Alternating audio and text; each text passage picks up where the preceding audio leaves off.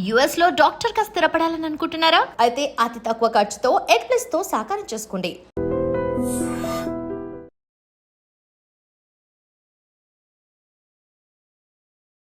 Welcome to I dream. నేను మీ భవ్య.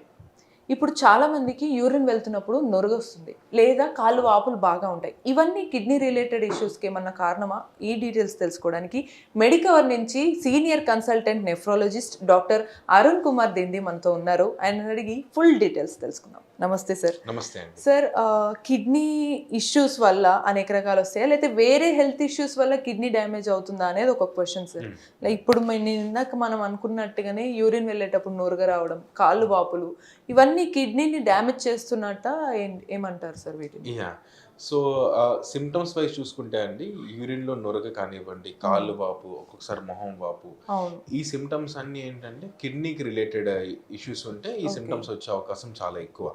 అంటే ఎక్కువ ఎట్లాంటి ఇష్యూ వస్తే ఈ సిమ్టమ్స్ వస్తుంటాయి సార్? రైట్. సో ఇప్పుడు మనకి ఏంటంటే ఫస్ట్గా మనము యూరిన్లో ఫ్రాతింగ్ కానీ నొరగ కానీ అనుకోండి. సో దీనికి ముఖ్యమైన కారణాలు ఏంటి అంటే, ఒకటి వాటర్ తక్కువ తీసుకోవడం వల్ల యూరిన్ ఎసిడిక్ అయ్యి ఫ్రాతింగ్ రావడం. ఓకే. సెకండ్ థింగ్ ఏంటంటే, ఒక్కొక్కసారి యూరిన్ లో చిన్న ఇన్ఫెక్షన్ ఉన్నా సరే మనకి ఇలా కొంచెం నొరగలాగా అనిపిస్తుంది. తర్వాత థర్డ్ది ముఖ్యంగా మనం ఎలర్ట్ అవ్వాల్సిన మెడికల్ దీని మీద చూసుకుంటే, యూరిన్ లో ప్రోటీన్స్ లీక్ అవుతుంటాయి. ఇదే మెయిన్ వరీ అనమాట. సో యూరిన్ లో ప్రోటీన్స్ లీక్ అయినప్పుడు కూడా యూరిన్ లో నొరగ వచ్చే ఛాన్స్ ఉంటుంది. ఓకే. సో నార్మల్ గా మనందరికీ తెలుసు, ప్రోటీన్స్ అంటే బలము, మనకి స్ట్రెంగ్త్, ప్రోటీన్ డైట్ ఎక్కువ తీసుకోండి అని చెప్తూ ఉంటాం. సో ఈ మనకి ఎప్పుడైతే కిడ్నీ నుంచి ప్రోటీన్స్ లీక్ అవుతున్నాయో, సో అంటే కిడ్నీ ఒక ఫిల్టర్ అనుకుంటే, ఈ ఫిల్టర్ లో ఉండే స్మాల్ పోర్స్ ఏవైతే ఉన్నాయో, ఈ ప్రోటీన్స్ అందులోంచి నార్మల్ గా అయితే పాస్ కాలేవు. అంటే ప్రోటీన్ మాలిక్యూల్ సైజ్ పెద్దది, ఈ ఫిల్టర్ లో ఉండే హోల్స్ చిన్నవి. ఓకే. బట్ ఎప్పుడైతే ప్రోటీన్ యూరిన్ లో కనిపిస్తుందో, అంటే ఈ ప్రోటీన్ పాస్ అయినట్టుగా ఫిల్టర్ నుంచి, అంటే మనం ఏం అర్థం చేసుకోవచ్చు అంటే, ఫిల్టర్ హోల్స్ పెద్దవైపోయి. అంటే ఇది ఒక స్ట్రక్చరల్ డ్యామేజ్. అంటే స్ట్రక్చరల్ డ్యామేజ్ ఎప్పుడైనా మనం కరెక్ట్ చేయడం అనేది చాలా కష్టం. ఓకే. సో ఫంక్షనల్ గా ఏదైనా తగ్గినప్పుడు మనం ఏదైనా చేసుకోవచ్చు, కానీ ఒక స్ట్రక్చర్ పోయింది అనుకోండి చాలా కష్టం సార్. మరి ఈ కండిషన్ ఎందుకు వస్తుంది సార్? మోస్ట్లీ స్ట్రక్చరల్ డ్యామేజ్ అనేది ఏ కండిషన్స్, ఏ రీజన్స్ వల్ల అవుతుంది? సో దీనికి కూడా ఎట్లా ఉంటాయంటే, మీరు ఫస్ట్ అడిగినట్టు కిడ్నీ డ్యామేజ్ వల్ల మిగిలిన ఆర్గన్స్, లేకపోతే మిగిలిన ప్రాబ్లమ్స్ వల్ల కిడ్నీ డ్యామేజ్ అని అడిగారు చూసారా? అట్లానే దీనికి కూడా ఏంటంటే, ప్రైమరీగా కిడ్నీలో ప్రాబ్లం ఉండడం కానివ్వండి, లేదా సెకండరీగా కిడ్నీ ఎఫెక్ట్ కానివ్వండి. ఓకే. అంటే ఉదాహరణ ఫర్ ఎగ్జాంపుల్ డయాబెటీస్ వల్ల సిస్టమిక్ డిసీజ్ అంటారు. అంటే డయాబెటీస్ వల్ల ఏ ఆర్గన్ అయినా ఎఫెక్ట్ కావచ్చు, కాళ్ళ నుంచి కాళ్ళ వరకు. Okay. Suppose diabetes in combination with ఒక బ్యాడ్ హైపర్ టెన్షన్, ఇవి ఎలా ఉన్నాయనుకోండి. ఓకే. సో ఇప్పుడు ఏమైతే అంటే, ఈ ప్రెషర్ అంతా, high sugar, high blood pressure, ఇవన్నీ మన ఫిల్టర్ని కంటిన్యూస్ ఒత్తిడికి గురి చేస్తుంది. ఓకే. ఈ ఎక్స్టర్నల్ స్ట్రెస్ ఇదైతే 1-2 days లో అయ్యేది కాదు, ఓవర్ మంత్స్, ఇంకా ఓవర్ ఇయర్స్ అని కూడా అనొచ్చు. అప్పుడు స్లోగా ఏమవుతుంది అంటే, ఈ ఫిల్టర్ అనేది డ్యామేజ్ అనేది స్టార్ట్ అవుతుంది. ఓకే. సో ఇది సెకండరీ కాజెస్. ప్రైమరీ కాజెస్ ఏంటంటే, కొన్ని కిడ్నీలోనే కొన్ని డిసీజెస్ ఉంటాయి. అంటే గ్లోమెరులర్ డిసీజ్ అంటాం. అంటే ఇవి డైరెక్ట్గా ఈ పుట్టడమే కిడ్నీలో ఉంటాయి. ఈ బేస్మెంట్ మెంబ్రెయిన్ని, ఈ ఫిల్టర్ని డైరెక్ట్గా మనకి డ్యామేజ్ చేయడం జరుగుతుంది. ఇది యూజువల్గా ఏంటంటే ఇమ్యూన్ మీడియేటెడ్ ఉంటాయి. ఓకే. అంటే కొంత రకమైన యాంటీబాడీస్ అన్నవి మనకి బయట ఇన్ఫెక్షన్ ఫైట్ చేయడానికి ఉపయోగపడాల్సిన యాంటీబాడీస్ ఈ కిడ్నీలోకి వెళ్ళి ట్రాప్ అయిపోయి, ఫిల్టర్ దగ్గర ట్రాప్ అయిపోయి స్లోగా ఫిల్టర్ డ్యామేజ్ చేయడం జరుగుతుంది అనమాట. ఓకే. ఇలాగ అబ్నార్మల్గా యాంటీబాడీస్ ప్రొడక్షన్ అయినప్పుడు, ప్రైమరీ గ్లోమెరులర్ డిసీజ్ ఉన్నప్పుడు కానివ్వండి, మనకి కిడ్నీ డ్యామేజ్ అవుతుంది. ఓకే. సో ఇందులో ఏది అనేది మనం తెలుసుకోవడం చాలా ఇంపార్టెంట్. దాన్ని బట్టి మనకి treatment totally different. For example diabetes అనుకోండి, ఫస్ట్ షుగర్ కంట్రోల్ చేసుకో. నేను షుగర్ కంట్రోల్ చేసుకోకుండా నేను కిడ్నీ కోసం బ్రహ్మాండమైన మెడిసిన్ ఏది వాడతానన్నా సరే లాభం యూజ్ ఉండదు. ఎందుకంటే ఎంత వాడినా సరే దీని ఇది అనేది బ్యాలెన్స్ చేయడానికి ఉండదు. దీని డిమాండ్ అనేది, అదే సప్లై అనేది ఎక్కువగానే ఉంటుంది, డ్యామేజ్ చేసే సప్లై. సో సార్, ఇప్పుడు మరి ఒకవేళ ఇది ఇలానే పెరిగితే, ఆ ఫిల్టర్ అనేది డ్యామేజ్ అయితే కిడ్నీలో ఆ ప్రోటీన్ రిలీజ్ అయిపోయి ఎక్కువ ఎక్సెస్ అయిపోతే నెక్స్ట్ వచ్చే కాన్సిక్వెన్సెస్ ఎలా ఉంటాయి అంటారు? సో మనకి ప్రోటీన్ లీక్ అయిపోవడం వల్ల యూరిన్లో ప్రోటీన్స్ అన్ని పోతున్నాయి కాబట్టి బ్లడ్లో ప్రోటీన్స్ తగ్గిపోతాయి. ఓకే. ఓకే, సో బ్లడ్లో ప్రోటీన్స్ ఎప్పుడైతే తగ్గిపోతాయో మనకి ఇమ్యూనిటీ పవర్ ఉండదు. అంటే బయట నుంచి ఏమైనా ఇన్ఫెక్షన్ వస్తే మనం ఫైట్ చేయలేం, రెసిస్టెన్స్ ఉండదు. సెకండ్ థింగ్, బ్లడ్లో ప్రోటీన్ లెవెల్స్ తగ్గిపోతే మనకి ఏమవుతుంది అంటే కాళ్ళలో వాపు వస్తుంది. ఓకే, సో మన బ్లడ్ మనం తీసుకుంటే 90% బ్లడ్లో వాటర్ ఉంటుంది, మిగిలిన ఆర్బీసీ, డబ్ల్యూబీసీ, ప్లేట్లెట్స్ ఇలాంటివి పక్కన పెడితే ఈ ఇంటిగ్రిటీ మెయింటైన్ అవడానికి ప్రోటీన్స్ ఆర్ గుడ్ మాలిక్యూల్స్ అన్నమాట. ఓకే, ఆ వాటర్ అన్నింటినీ ఉంచుతుంది లోపల, ఆ ఇంటిగ్రిటీ మెయింటైన్. ఎప్పుడైతే బ్లడ్ లో ప్రోటీన్స్ తగ్గిపోయినాయో ఇంటిగ్రిటీ దెబ్బతిని ఈ ఆంకాటిక్ ప్రెజర్ దెబ్బతినడం వల్ల ఈ వాటర్ అన్నది ఏంటంటే డిఫరెంట్ పార్ట్స్ లోకి స్ప్రెడ్ అయిపోతుంది. థర్డ్ స్పేస్ లాసింగ్ అంటాం, అంటే కాళ్ళల్లో వాటర్ కనిపించవచ్చు, స్కాన్ చేస్తే అబ్డామన్ లో కూడా వాటర్ ఉందంటారు, ఎక్స్రే చేస్తే లంగ్స్ లో వాటర్ ఉందంటారు, ఒక్కొక్కసారి హార్ట్ చుట్టూ కూడా వాటర్ చేరిందంట. ఓకే, సో ఇవన్నీ డిటర్మెంటల్.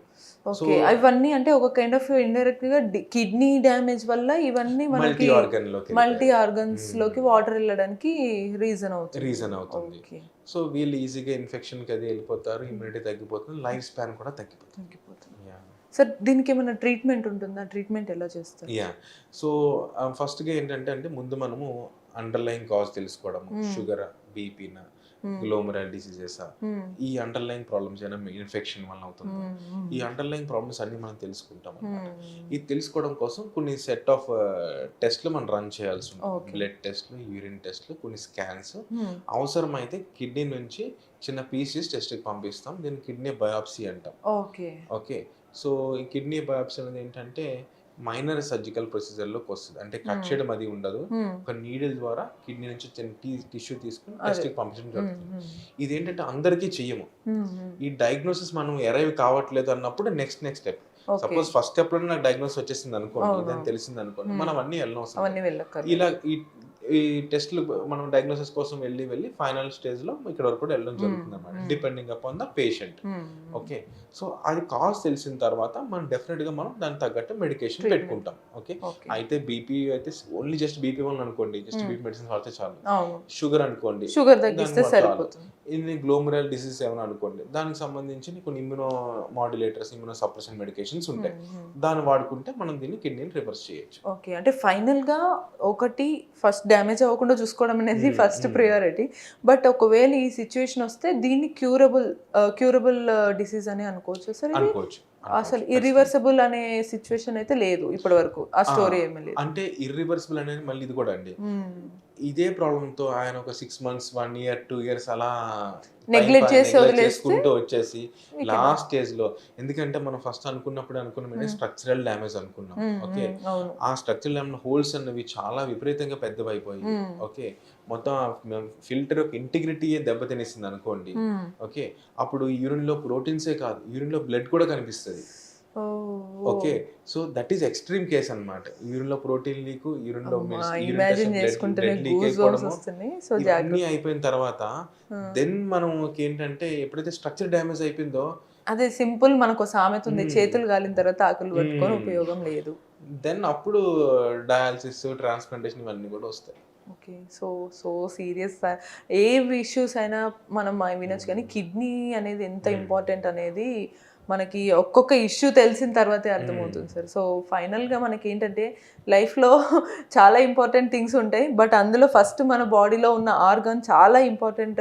కిడ్నీని జాగ్రత్తగా చూసుకుంటే మనం ఫర్దర్గా వచ్చే ఇష్యూస్ అన్నిటినీ కూడా అవాయిడ్ చేయడానికి చాలా ఈజీ వేస్ ఉంటాయి అన్నమాట. సో ఫస్ట్ మన హెల్త్ కండిషన్ ఎలా ఉందో చూసుకోవడం మనకు చాలా ఇంపార్టెంట్. సో ఇటువంటి మరిన్ని ఇంట్రెస్టింగ్ టాపిక్స్ కోసం keep watching iDream. And for more videos, Please subscribe to iDream. Please subscribe to iDream. Please subscribe iDream. And please subscribe to iDream. For more videos, subscribe to iDream. please like, share and subscribe to the channel. Congratulations, iDream. Subscribe to iDream. Subscribe to iDream. So subscribe to iDream Media. iDream ki iDream team andarki huge congratulations. Please subscribe iDream Media. Please subscribe to iDream. Subscribe iDream. Please subscribe to iDream. iDream అంటే నా కళల ఛానల్ను subscribe చేసుకున్న నోరు తిరుగుతలేదు, మీరైతే గంట గుర్తు కొట్టండి. For more such videos, please subscribe to iDream. Subscribe to iDream. Please subscribe to iDream. Please subscribe iDream Media. Please do subscribe to iDream. Please subscribe to iDream Media. For best entertainment and information, please subscribe iDream. And don't forget to subscribe to iDream.